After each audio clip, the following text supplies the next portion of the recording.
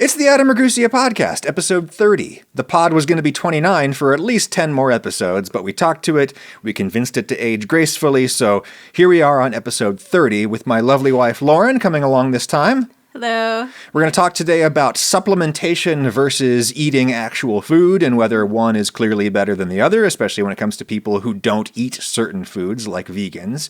If you don't eat vegans, you'll want to stick around for that, but first we'll have a health question about drinking. Ask Adam. Hey, Adam. I'm Mitchell. I'm 32.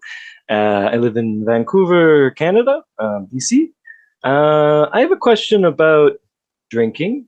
If I want to drink to get to that level of drunk, I'm a fairly big guy, I guess, right? So it takes a fair bit. I don't, one or two, you get a buzz, but it's not the same, I suppose.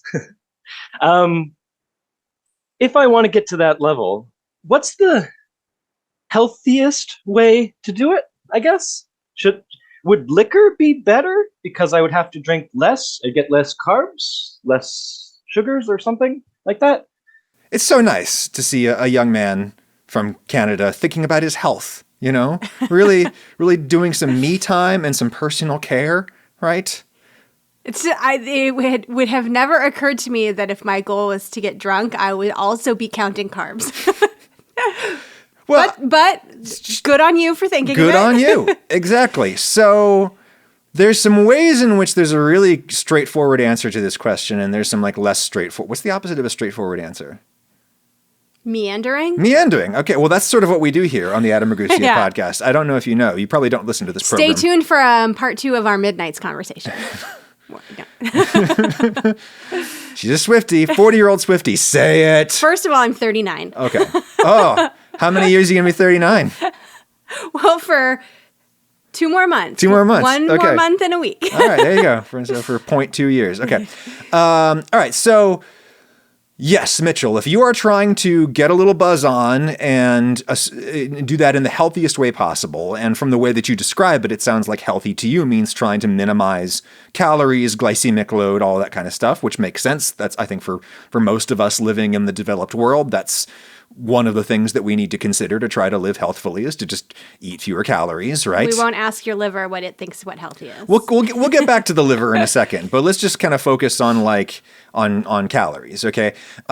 So first we have to remember that alcohol itself has calories. Alcohol, the scientists generally figure, has 7 calories per gram, which is considerably more actually than proteins and carbs, which is usually 4 calories per gram. And a little less than fats, which are generally 9 calories per gram. Kind of makes sense because ethanol is actually really similar molecularly to fat, which is one of the reasons why alcohol can dissolve fat and the other way around in ways that water can't. So whole thing we can go down there. But anywho, we're unscripted today, by the way. The people who are watching this on YouTube, we've done a couple of unscripted me and Lauren podcasts just for the podcast feed lately, and people say that they really liked them, and a lot of people wrote in to say that they preferred that to when I speak from highly prepared notes, which is what I'm much more comfortable doing, and I don't like to listen to myself talk this way. But this is going to be really interesting because Adam knows all the science and I don't. So I have done research, right? I'm prepared. This is not just going to be a thing where we're just gabbing. I've prepared my answers here. Hopefully this won't appear like Adam Ragusa presents Mansplain. Yes. We'll try to avoid that. Hey, buddy. What's up? No, you cannot come down right now. When we're done, you can come down and play, okay? Okay. All right, so wait upstairs until we're done, okay? Okay. Thanks, buddy. So alcohol itself is an energy source, which is why you can run a car on it, right? It has calories. Now, whether those calories are actually metabolized by your body as energy is kind of an interesting and somewhat open scientific question. I mean, to a certain extent, they definitely are, but apparently not everybody is equally able to metabolize ethanol calories as energy and thereby eventually potentially fat storage. I was just talking to a scientist the other day who happened to be of East Asian descent, and he was mentioning how, Asians are kind of known for, when they drink, smelling a lot of alcohol, and that's an indication that there's some gene in that gene pool that makes it less easy for the bodies of people of East Asian descent to metabolize booze into energy, and so it ends up coming out in other ways. You breathe it out, excrete it out of their skin. Maybe not the ethanol itself, but kind of closely related things that, metabolites of it, all kinds of things. So that's not a thing that is fully explored by science yet. We don't actually know exactly how many of the grams of alcohol that you consume end up converting into calories of energy, and then potentially eventually adipose tissue storage if you don't use all of that energy in your very, very busy, physically active night of drinking, right? If you're on the dance floor, it's going to be good for you. Yeah, exactly. That's right. Gosh, I remember, this funny thing, because alcohol is arguably like the original performance enhancing drug. Well, yeah, because don't the guys on the Tour de France, they drink beers at night? They do, and they do that more for like carbo loading, which is something that came to be understood in the mid 20th century, carbo loading. But early 20th century, in the very beginning of the Tour de France, the cyclist would drink alcohol because the alcohol, A, dulls the burn in your legs, right? It dulls the pain. And B, it is a highly concentrated energy source. And I remember one time when we lived in Indiana, I don't know, this may have been before I met you. But in the dark ages. In the dark ages, yes. I went drinking at, where was that place where we used to do karaoke, that dive bar outside of town? The Office Lounge. The Office Lounge. Yep. Wow, that place was a dump. No, it was great. And also... No, it was a great dump, yeah. We went there right before our wedding with some friends, and you got up to do karaoke, and I had never seen you do karaoke before, so I didn't know how good you were. Oh. Yeah, and he got to the mic and he said, "This one goes out to that girl right there who's going to marry me in however many days." And then you launched into Neil Diamond's Love on the Rocks. It's a good song. And you performed it well. Oh, thank you. Well, anyway, this is, I think, before we met, and I had a lovely evening of libations at the Office Lounge. And I was pretty toasted, and I needed to ride my bicycle back to my apartment, which was just like a tremendously inappropriate thing to do, right? Like the drunk... Is it illegal? Well, yeah, sure. Potentially. Drunk riding is just as bad as drunk driving. Don't do it. I don't endorse. I don't feel proud of this moment of my life. But like, I needed to ride my bicycle home. And in order to get home, you go up this really, really big hill on, what was that, 3rd Street by the mall, right? This really long, big climb to get home. And I just remember flying up that hill. Like, I was like, wow, this is amazing. Like, I could go for like 5 more miles up this hill. I feel absolutely nothing in my legs. It's great, Yikes. So anyway, drinking healthfully. So you have to consider the calories of the alcohol itself when you're trying to work out this equation. But then we got to think about, I suppose actually I don't even know why I discussed that just now. Because like you're going to have the alcohol no matter what. The alcohol is the point, right? Yeah, so, he's asking, should he have liquor or beer? Liquor or beer or wine. Okay. Never mix, never worry. That's actually not true, but anyways. Wine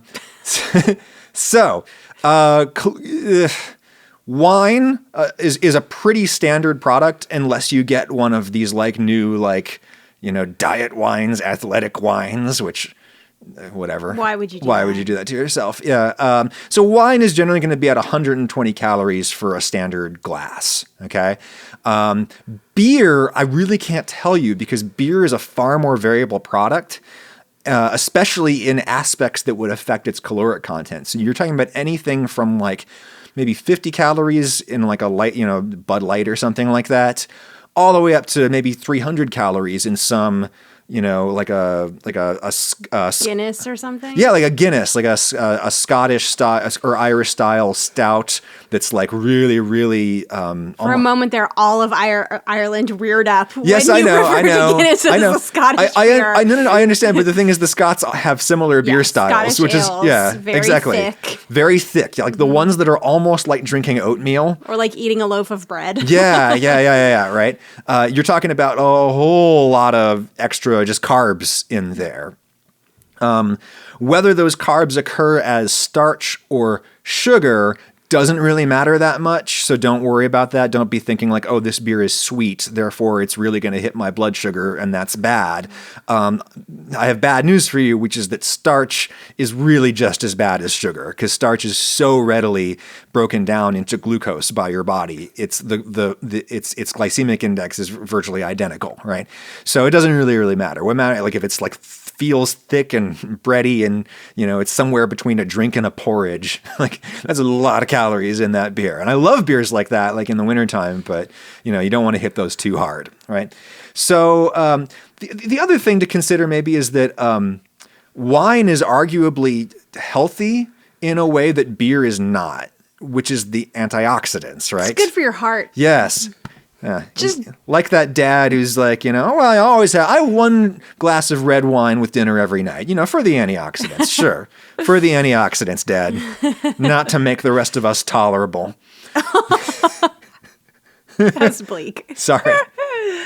But it's true. Like that's actually like a documented thing. Red wine in particular, it's the stuff that makes it purple is what is an antioxidant. And oh boy, we have to do a whole episode about whether or not antioxidants are actually good for you, because that's not a totally scientifically settled topic, but it's generally presumed that antioxidants are probably good for you, and red wine has them. Whereas like I can't think of anything that's really redeeming in a glass of beer, right? There might be some things in the hops that could be good for you. I'm actually, what? I bet there are antioxidants in hops, come to think of it. So I take this back. This requires further investigation. But it seems like you should just take all of this and set it aside. And if the goal is to get drunk quickly with no calories or low calories, take a page out of the college freshman handbook and just drink Everclear. Well, Everclear is not legal in every state in the United States. Is that true? That's true, and I don't know if it wasn't legal in Georgia. Really? And I don't. Yeah, because it was legal in Indiana. yeah. I was able to get it in Tennessee for a video. I needed like pure ethanol for a video, and you can sell moonshine here now. That's true. Well, I was amazed to see it in the store, and I was. But anyway, Mitchell is in Canada, and I don't know what the status of Everclear is in Canada. Everclear, for people who don't know, is grain alcohol. Yeah, like it's 190 proof, I believe it is. So that means it's 95% ethanol, 5% water. For really complex chemical reasons, you can never get all of the water out of ethanol, but this is just about all of the water out as you can get, and it is just cheap and disgusting. Well, you can mix it with things that taste good, or like big trash cans full of red fruit punch.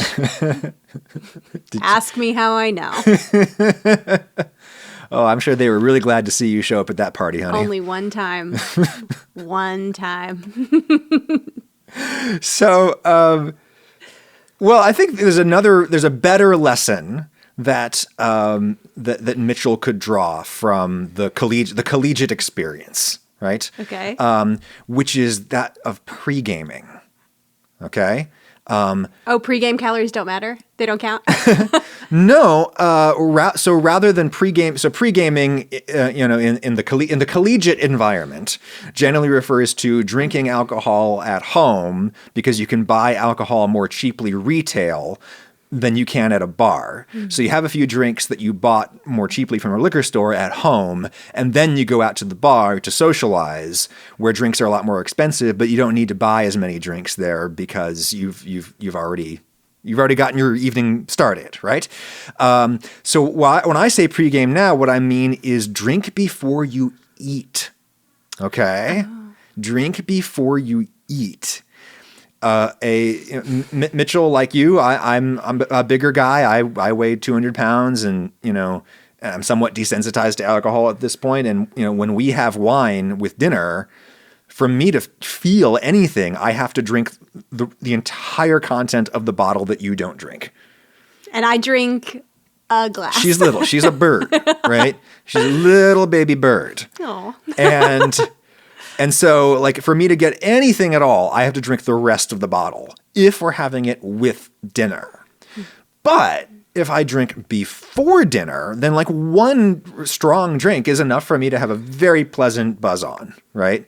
Super, super nice, does not, and it's great. Why? Because intoxication happens when your body is not able to metabolize the alcohol fast enough. A normal adult male is typically able to metabolize, 10 grams of alcohol an hour? Something like that. Basically the amount that is in a drink. One kind of standard drink, 1 ounce of liquor is how they would define it in the United States. And that's part of the reason that it's sort of calibrated like that, is because that's the amount that your body can handle in a given hour, with all else being equal, right? Your body can kind of break it down and eliminate it, and that's fine. It's when you start to exceed that rate that the alcohol kind of backs up in your system and goes up into your brain and does a whole bunch of really funny stuff up there. So when you dilute the alcohol in a bunch of food in your stomach, what you're doing is you're basically slowing the rate at which it's actually going to be absorbed into your system. And this is when like pedants in the comments will point out that like alcohol actually can be absorbed somewhat directly through the lining of your stomach. But that's not the whole story. It's absorbed in lots of places down through the whole system. And yeah, if you have the alcohol with food, if you dilute it with a bunch of food, you're just going to slow that whole process down and you're not going to get intoxicated. So if your goal is intoxication, which it is, Mitchell, and your goal is to do that in as few calories as possible, yes, I would suggest drinking hard liquor. Like my drink of choice these days is scotch and soda and plain soda water, no sugar in it at all. And like all of the scotch drinkers are horrified right now because I'm diluting their glorious product.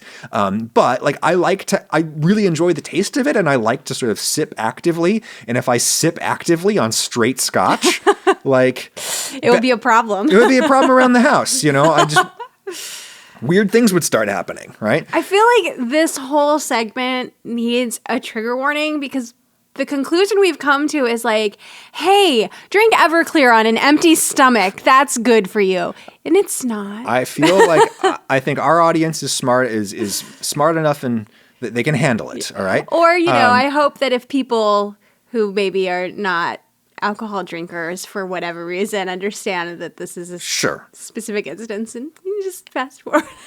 Yeah, well, I think we got into it slowly enough that you don't have to say trigger warning for it to be a trigger warning, right? Mm-hmm. We made it very clear at many steps. All right, so anyways, so I would suggest drinking kind of hard liquor with like 0-cal mix-ins, and do that before you eat.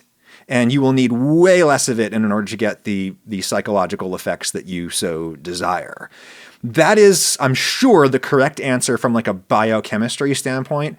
I don't know if that's the correct answer from a psychology standpoint or a human behavior standpoint. And this is like the problem that a mistake that scientists make frequently, is that like they kind of stay within their little silo, and they figure out an answer that is correct within the confines of their field, but they forget that like the universe is not limited to their field, right? So what I mean in this case is that if you follow my advice, if you drink before you eat, might the sort of knock-on effect of that be that you walk into dinner totally disinhibited. You eat a ton and order more drinks. Right, exactly. Yeah.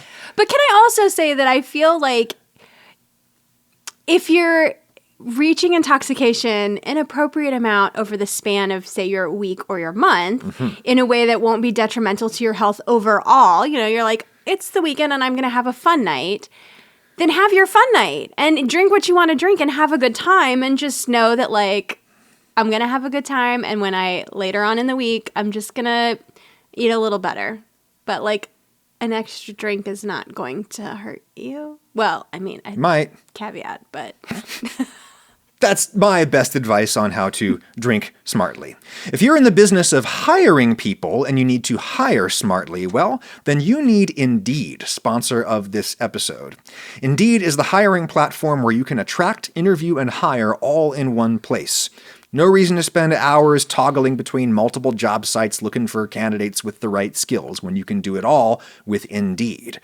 Find top talent fast with Indeed's suite of powerful hiring tools like Indeed Instant Match, assessments, and virtual interviews. Maybe you hate waiting, or maybe you've got some ambitious hiring goals that you have to meet, like in this last quarter of the year that we're in here. Well, Indeed's US data shows more than 80% of Indeed employers find quality candidates whose resume on Indeed matches their job description the moment they sponsor a job.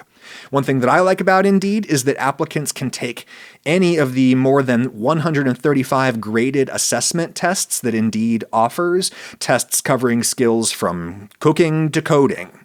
A job seeker doesn't just have to convince you with, words and fancy degrees that they have a skill. They can show you how good they are at the skill just by taking the test, and that allows star applicants to shine, and you're going to be able to see them and snatch them up.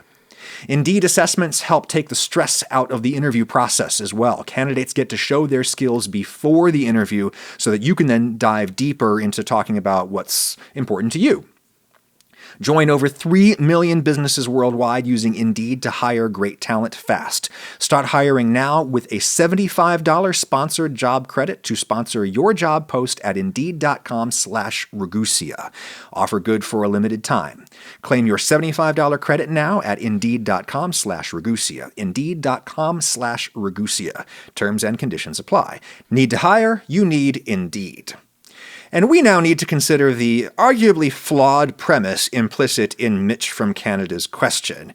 He presumes that alcohol is bad for you, and that might not necessarily be true. Have you heard, honey, about the studies that say that light drinkers live longer? no. I have heard that drinking red wine is good for your heart. Mm-hmm. Basically, I've heard there's a study that says everything helps you live longer. So And that everything will kill you. coffee drinkers live longer, but also they die quicker. No, actually, that one's pretty consistent. Coffee drinkers live longer. Did you see the new study that said that? Sorry, digression. The new study that said they've discovered that the information that caffeinated beverages are not hydrating is flawed. Yes, Which that is true. explains how I made it all through college drinking only fountain sodas from the dining hall and I didn't die. I was hydrated. It was fine. It's a little more complicated than that, but yes. As all things are. Sure, exactly. But I was excited. Alcohol, on the other hand, is definitely a diuretic, so keep that in mind. But it is true, 100% true, that there are many, many, many studies that show that light drinkers, or sometimes they might be called social drinkers, live longer than every other group of people, meaning they live a little longer than people who don't drink at all, abstainers, which is the kind of weird part, right? And then there's the totally predictable part, which is that light drinkers live longer than heavy drinkers, right? Yikes. Because and light is usually in these studies considered to be about a drink a day on average, right? Maybe a drink or two a day on average. And let's go ahead and clarify that doesn't mean drinking 1 glass of alcohol a day. That could mean drinking 3 to 4 drinks twice a week. Oh. Yeah, That's a lot. 3 to 4 on one day, and then 4 on one day, 3 on the other day, and that's 7. Okay. Do that. You can do that twice a week, right? Huh, okay. Which it sounds like that's the kind of thing Mitch in Canada likes to do. It's the kind of thing I like to do. I mean, that's generally how I handle it. So yeah, that's lots of studies find that those people tend to live longer than everyone else. So once you go above that point, once you start talking about an average of 3 or 4 drinks a day, chance of cardiovascular disease increases significantly, a lot. And then once you go way past that, then that's when you start melting your liver. Yikes. which or gastric cancer is another one. When very heavy drinkers, all kinds of really bad things happen to you when you're an extremely heavy drinker. But You're not supposed to pickle your insides. no. Don't. I mean, it's funny that you mentioned that because that's kind of one of the reasons why alcohol is really bad for you. Like, because it disrupts cell membranes, it causes cell death, and that's what makes alcohol so good for preserving food, right? Because it'll kill bacteria and such, but it will also do that to your insides in sufficient concentration and quantity and with enough repetition, right? So a lot of alcohol is definitely bad for you. What's weird is the finding that light drinkers tend to live a little longer than abstainers. And that's not just one study. That's like study after study after study after study finds that to be the case. So why might that be true? No one knows, but there are hypotheses. What do you have a guess? Maybe because a little bit of alcohol destroys some of the bad stuff that's in your body. Oh, wow. I wasn't expecting that one. Oh. Yeah, that's like when President Trump said that we could kill COVID by injecting Clorox bleach into our veins. Okay, it's not the same at all.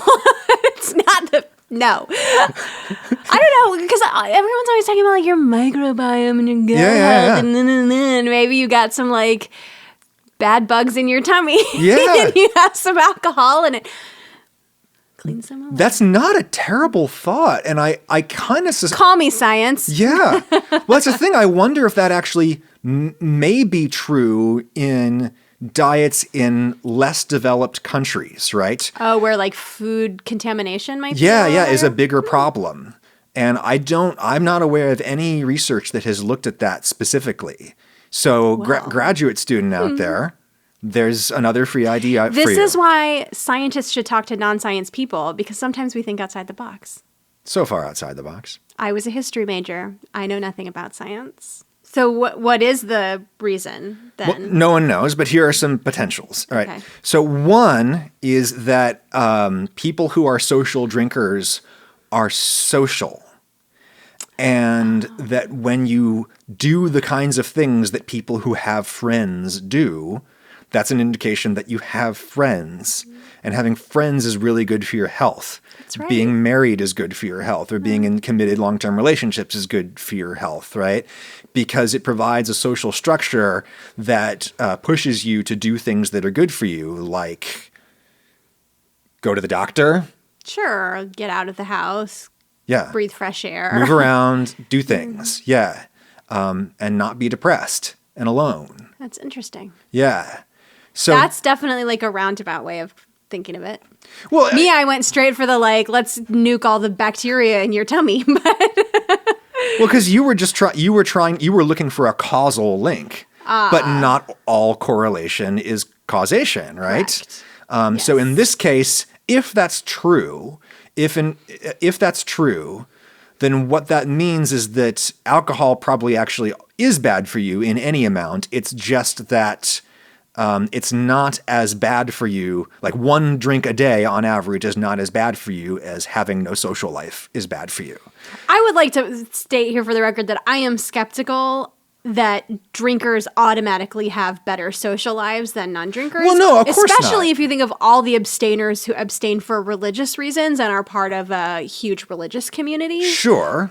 So I don't know if I buy that, but interesting. Yes, but A, remember we're talking in aggregate. We're not talking about individuals. Mm-hmm. B, it's also important to remember that most of these studies, just like most studies, are of Westerners, right? Because that's where the money is, and therefore that's where the science is. Most medical science, most all science is done in the West, secondarily in East Asia, which is in a number of ways the same place these days. There's not as much science that comes from, say, the Islamic world. It's coming up for sure. Like it's coming, but it's not there yet. And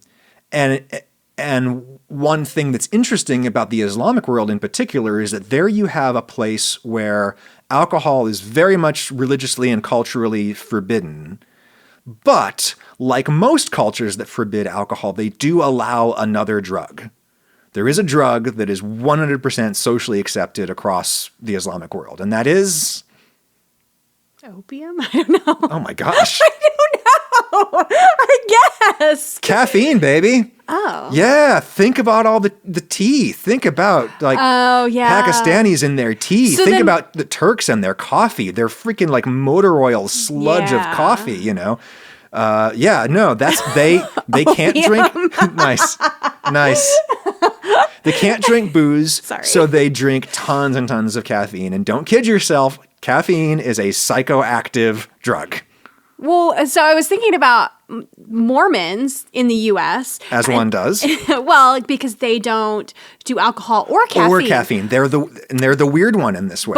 But they do tons and tons of sugar. Yes. So this is another Yeah. theory, or Okay. hypothesis rather, as to why social drinkers might seem to live longer, at least in studies done in the West, is that those people in the West who do not drink alcohol might have where alcohol is totally tolerated and it's not just tolerated, it's part of our Like Italy. yeah, it's part of our religion, our secular religion, and even our religion in the case of Catholicism, Our right? social, cultural fabric. Yeah, exactly. That's right. Like so if you're looking at studies done in the West and a person is totally abstaining from alcohol, that's an indication that they might actually have some other vice that they do instead. And one of those vices might be sugar, right? So for people outside of the United States who are not familiar with Mormonism, Mormonism is this absolutely fascinating Christianity branch that found itself in this kind of apostate status in the United States in the 19th century, and a lot of them fled out west to the great American West, to Utah most centrally, which was hardly populated at all at the time, even by indigenous people. I mean, there were some indigenous people, but not a lot, right? And so they've been able to maintain this like really, really interesting and really kind of coherent subculture out there for decade after decade after decade, and that includes abstaining from not only alcohol and drugs but also caffeine. And so, in Mormon communities, what you have is this unbelievable sugar culture. Soda. There, if you go out to Salt Lake or Provo, soda shops, like literal soda shops, where you can get sodas that are mixed with like coconut cream or heavy cream, or they make all these different caffeine-free sodas, and then crumble cookies, those giant, huge sugar bombs. Yeah. I look at these like Mormon sodas and milkshakes and stuff, and I just have to go to the bathroom. Like I'm like, how does this not completely wreck you, right? So maybe some of the people who are abstaining die sooner because they're eating a horrible diet in order to get their yayas because they can't get them through caffeine or alcohol in the case of Mormons. The problem with that hypothesis is that I don't know if you've ever been to Utah or Colorado or places where there's lots of Mormons. Like you're talking about, like these are like the fittest places in the United States, right? Really, really fit, lean people. The Mormons generally are, right? And so yeah, that probably ain't it. Here's another thing that it might be. Okay, it's called the abstainer bias, and this is something that was only relatively recently. Can I guess what this is? Go ahead. Okay, so the abstainer bias is where somebody who abstains, I lost it. I had it and it went. Oh, damn it. It was right there. So close. Is it about self-reporting? The bias of self-reporting? No. Okay. What's a reason somebody might fully abstain from alcohol? We've talked about religion. Because What's another one? Because they had a problem with alcohol and now they abstain. Nailed completely. it. See? All right. She's a smarty. She's a smarty, this one. Yes.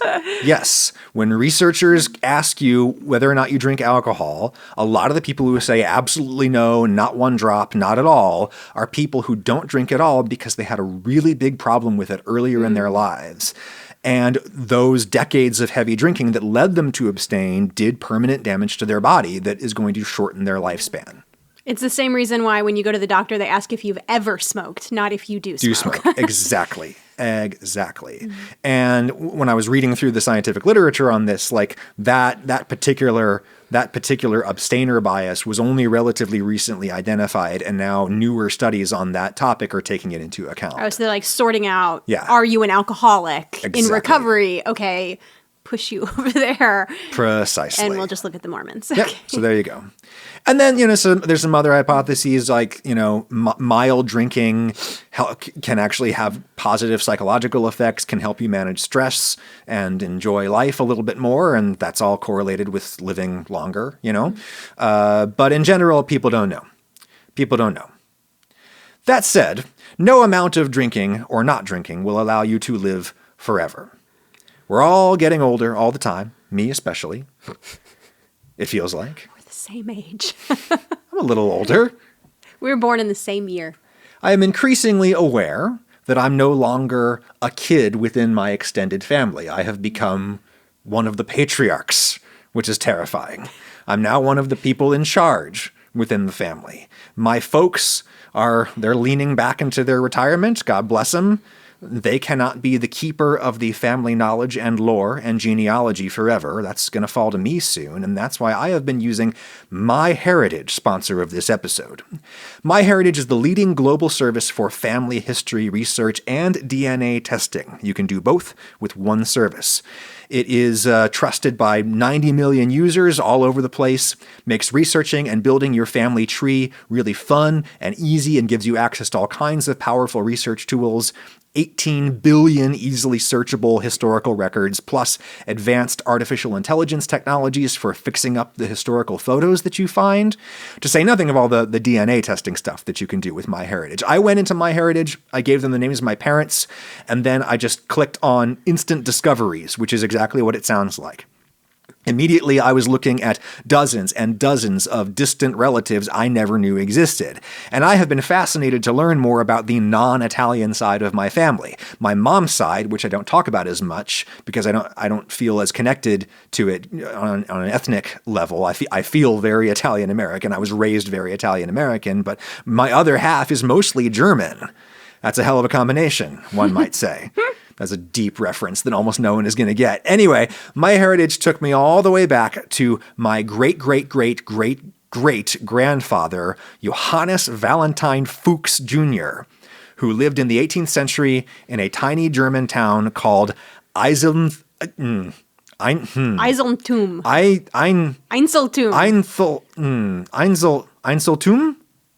I'm going to guess Einzeltum. Let's go with Einzeltum. Send us pronouncers, No, don't. German people. Don't. Germany, of course, didn't exist yet back then, so we're talking about the Rhineland-Palatinate. And this is hardly surprising, given that lots of people from the Rhineland fled to America in the 18th and 19th centuries. You had lots of Catholic v. Protestant wars and other things happening there, and people would want to flee, and a lot of people from the Rhineland came to America around then. Lots of them became known as the Pennsylvania Dutch, who invented a bunch of tasty food. Speaking of which, honey, time out on the ad for a second here. I mentioned Pennsylvania Dutch in a video once, and all of the Germans in the comments freaked out because they thought that I was making a mistake. Because they were like, ha, he's saying Dutch, he means Deutsch. Because Dutch is a person from the Netherlands in modern language, whereas Deutsch means German. And they all were calling me a rube, but here... Oh. The American was right. The American was, yes. It's in this context, Dutch is an anglicization of Deutsch. And there is this like deeply rooted, amazing culture in Pennsylvania, and it actually goes into Ohio, which is where my mom's side of the family is from, of people who call themselves Pennsylvania Dutch. And they are German. They are Deutsch. Just the word Deutsch became Dutch in this context. So anyway, you dumb, not me dumb. This time. Anyway, MyHeritage. All the documentation and genetic analysis you could need to figure out who you are and where you came from. Sign up for a 14-day free trial and enjoy all the amazing features of MyHeritage. If you decide to continue your subscription, click my link in the description or the show notes and you will get a 50% discount. 50% off MyHeritage with my link in the description. Thank you, MyHeritage. Now, speaking of Germany... Hi, Adam. This is my coming from Germany. The question I have for you is about veganism. It's actually about food supplements.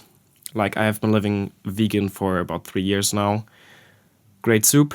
You should try it out.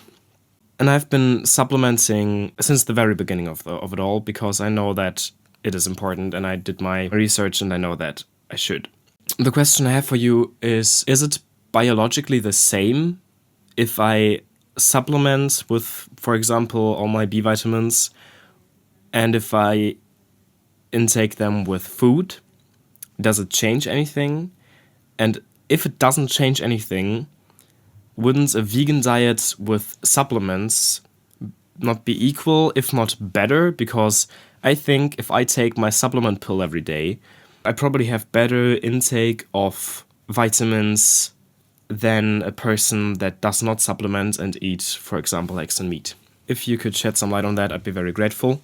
Okay, Mai. So, First of all, I want to say I love your style. The vibe, Oh, yeah. the vibe is amazing. Fantastic. Is killing it. For people who are only listening to the podcast here, you're missing Mai's vibe. You should go queue up the YouTube just to check it out. Yes, and that way I'll get 2 hits out of your viewership, and we appreciate that. So, the particular nutrient deficiencies that you worry about with veganism are, as you say, Mai, mostly B vitamins. In which case, based upon all the research that I've looked at, it doesn't matter so much whether you're supplementing your B vitamins with food or not. The reason they're called B vitamins historically is that in the early days of research on this, in the late 19th, early 20th centuries, when people were first identifying vitamins, there was 2 totally kind of different paths of research. One was into the water-soluble vitamins, and one was into the fat-soluble vitamins. And the fat-soluble vitamins, which is the first one that they discovered was vitamin A, which is why it's called A, and that one dissolves in fat, can only be digested in the presence of fat. Like, you have to have food. You have to have some fat with your A vitamins and your D vitamins and your E and your K in order to actually absorb those into your system. The reason that the B vitamins are under their own heading called B, and a B vitamin is not one thing. It's like 12 now? Totally different things. But what they have in common is that they're all water soluble. And so if you drink, a pill with water, in theory, you should be able to break that pill down, and your body should be able to absorb it in the presence of water in your intestine, and you're going to be just fine. So in that sense, it probably doesn't matter when you take your B vitamin pill, assuming you're taking a pill. Vegans might also just be deficient in protein, probably not deficient in terms of are you getting your essential amino acids such that you don't get a nutritional disease. But this is one of the things that's always frustrated me, honey, whenever anyone asks me about nutrition stuff, is that they'll come in and they'll be like, oh, ha, ha, ha, ha. Vegans, actually, certain vegans love to say this. They'll be like, you don't need nearly as much protein as you think you do. Well, to survive or to thrive? To thrive. And by thrive, of course, I mean build look muscle. Jacked, right? Yeah. Which, as we all know, is what life is all about, right? If you want an absolute dump truck, wasn't it 1 gram of protein per pound of body weight? Per pound of lean body weight. How are you supposed to know which body weight is lean? Calipers? It's not a really dignified process. No, thank you. Well, yeah, okay. Hey, so if I can promote something, there is a collab, a very exciting collab coming on the podcast, which is one of the reasons I'm traveling to Michigan next week, where we will be going deep with a certain fella, calls himself a doctor. We'll find out what kind of doctor he really is, but you may know him from YouTube, and we're going to find out all about protein quantity and protein timing and all that kind of stuff. But anyways, yes, you don't need that many essential amino acids in order to not die or get a nutritional disease. But you do need a lot of protein if you want to be strong and active and all of that kind of stuff. Is that why there aren't too many vegan bodybuilders? Yeah, probably. There's maybe some. Maybe some. right? Can I ask a fat soluble vitamin question? Sure. Okay, so when they say like with your D vitamins, you're supposed to take it with food, Yes. so that it absorbs. What are we talking about here? Like a full meal? Can I just have like a little bite of something and take my D vitamin? Also, keep in mind that I'm a child and I have gummy D vitamins. Oh, gummies. Mm-hmm. Wow. Well, the vegans aren't going to like that. No, Gelatin. They're not vegan. Although actually, well, no, you can get They're- vegan vitamins yes. that are made with agar. Yes. Call me agar. These are not. yeah. These are not. These are delicious like candy. So how much? Like, can I have a snack? Can I have a bite of something? Do I need to eat them with a meal? So I don't know. Great. I know that there are supplement makers that I think do good evidence-based work in their field, which is why I have worked with some of them in the past, who will give you like vitamin D supplements that come in the form of pills that also have omega-3 fatty acids in them, which you need anyway. And then that also facilitates the absorption of the vitamin D, or like a tincture. Sometimes it'll be sold as by companies that are not stupid and are actually thinking about bioavailability. So probably not a whole lot. Definitely don't use this as an excuse to eat a whole basket of French fries. Right? I guess what I'm asking is like, if I snag a French fry off the kid's plate and then eat my.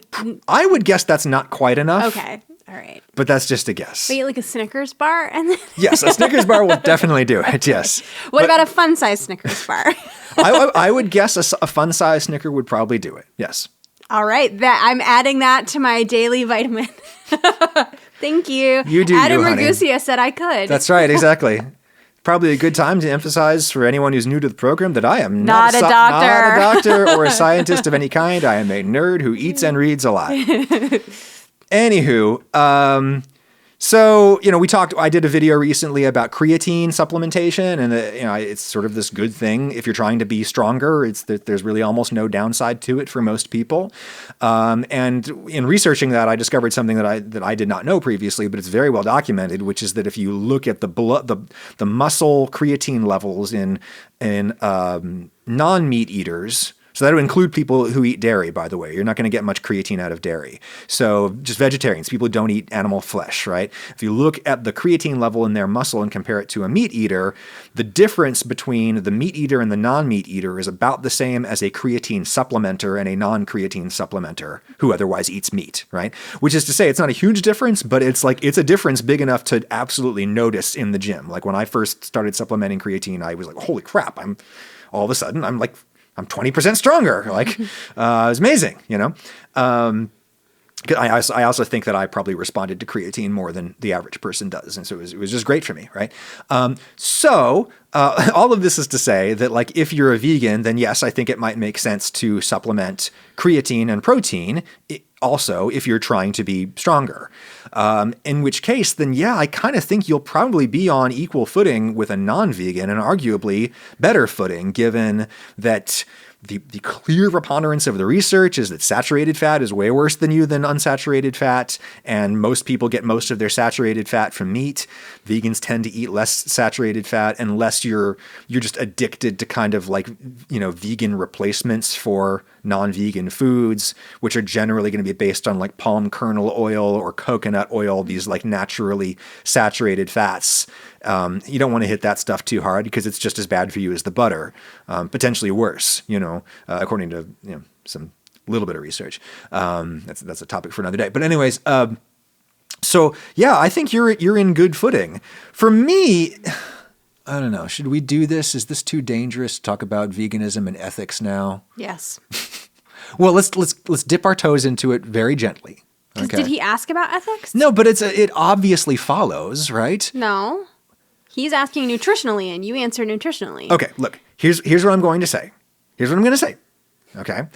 If you're going to be supplementing protein and you're a vegan, I would encourage you to maybe think about, even though you're a vegan, drinking some whey protein in addition to plant-based protein products that you might be hitting, for a couple of reasons. One, whey is by far the most studied kind of protein supplement. And so we kind of don't know how good like pea protein is compared to whey. Because I mean, there is some research, but not a ton. Okay.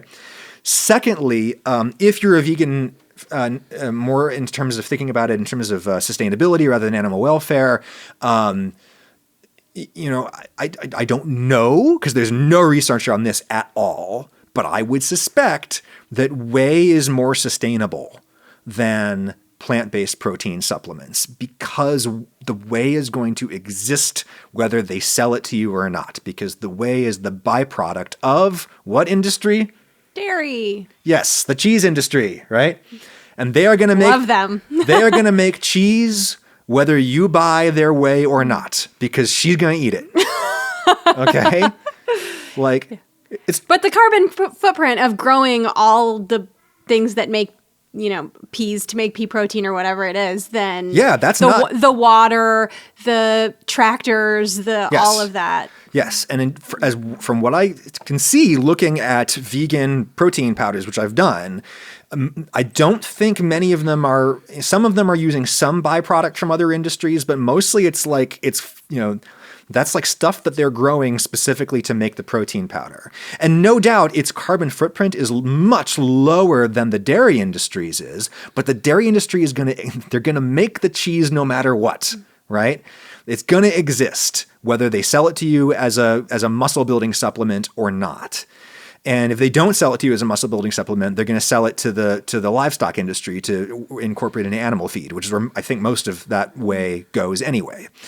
So I would consider hitting the whey.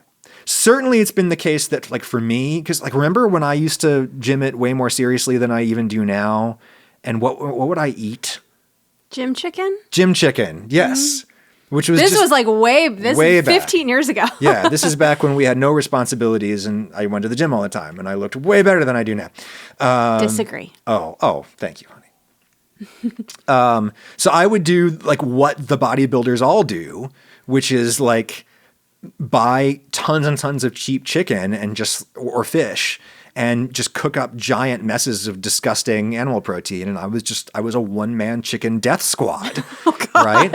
And that's with me, like being like, you know, natural, not taking any, you know, steroids or anything like that. And, you know, I think about like a professional bodybuilder, like, you know, how many on steroids and like, how many chickens has Big Ramy killed in his life, right? Like, wow. So many chicken houses worth. So many, yes, full chicken houses. You see those chicken trucks on the interstate? Many, many chicken Right. trucks. And we eat meat. I see no for me fatal moral flaw in eating some animals, but I think the scale at which we do it in order to produce chicken that's that cheap is inherently untenable from an animal welfare standpoint. And it's terrible for the environment. Like, it's terrible for the environment. We all need to, if you're going to eat meat, you got to eat way less of it. That is the clear consensus opinion among experts who study food sustainability, okay? You're going to find a YouTube video where a guy says, oh no, actually meat isn't bad for the environment, but like, who are you going to believe? You're going to believe a guy who made a YouTube video, or are you going to believe Harvard? Like, Guy who made a YouTube video. well, no, I'm just pointing out the irony. well, this is why I try to emphasize all the time that like, this is why I transparently defer to expertise all the time. And Of people course. always, you know, people criticize me as saying it's an appeals to authority fallacy. But that's not true. Like, it's just what it boils down to is that like if you are a leading scientific thinker on this topic, like this is what you studied in school, you are at the top of this field, and it is your learned opinion that actually meat isn't as bad for the environment as soy or whatever, then you have earned that opinion. But if you haven't, then you have no logical reason to believe that one outlier scientific opinion over and above the clear consensus of other scientists who say, no, that guy is dumb. He's looking at the data wrong. For everything that we know tells us that, in fact, meat is way worse than soy for the environment. Okay? It's the one authority fallacy. We pay attention to the preponderance of authority. the singular authority Wow. is not it. Is that an actual logical fallacy that you learned about in school, or did you just make that up? I just said it. Dang. Well, we're not going to top that. Man, I'm having a good day on this Yeah. podcast. Yeah, I think we got to wrap it up because that's a high point. Okay. All right. Well, if you have any questions for a further episode, you can send them to askadamquestions@gmail.com. Please send a video or audio file and do a little written description or summary of the question in the email. If you don't do one of those things, I probably won't even see it. And will we see you next week? We'll see. This was fun. We'll see This how was it fun. goes. We will see how this performs on YouTube. To be fair, I'm here because Adam is working very, very hard, and so me being here helps him Helps. out. Yes, it So does. that's what I'm doing here. So helpful. So we'll see. We'll see how it goes. You know, if you want to send an email saying, "Hey, we love Lauren," you know, keep her in the Yes! show. Bring then it. You can do that. Words of affirmation. But if you want to say the opposite, don't Keep it say to anything. yourself. Keep it to yourself. Because here's the thing: like, If you don't have anything nice to say, don't don't say say anything it, which at is all. something that the internet has forgotten. But the other thing is that it's like I'm gonna know if you don't like it. I'm gonna see in the YouTube like metrics that you don't like it. So you don't have to say anything. Yeah, and we'll respond to that. I Yes. don't need to be here. It's fine. Yes, perfectly fine. Okay, so so thank you, honey. Of course. We'll talk to you next time, and you know, make good choices.